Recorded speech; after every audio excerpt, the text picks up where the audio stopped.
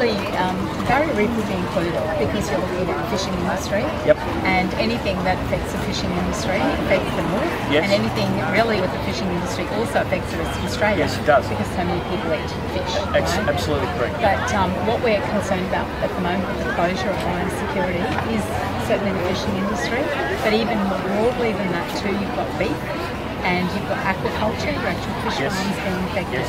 And what they don't realise when they go to close an institution, a laboratory that's been here for 98 years, right, which is a huge length of time, and it's worked very successfully, serviced the north, and now they're planning to move it, well, close it down here. They'll spend money just closing everything down because they've already started building premises, and they'll move it south of Brisbane, Cooper's Plains, which is massive amounts of freight away, many hours, right?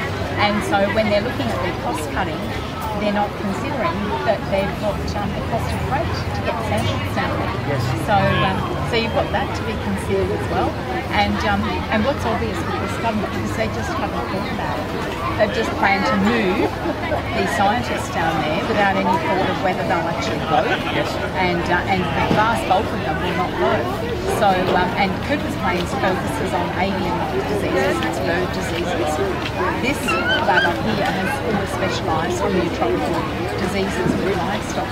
So it makes no sense. And even though they say cost cutting is important, they've still got to spend about $10 million to expand Cooper's Plains to fit in all this testing that's required. So there's no sense, and industry is up in arms about it because they know they'll be affected.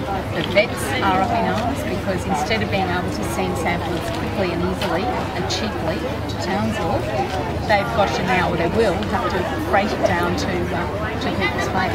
It's a terrible tragedy.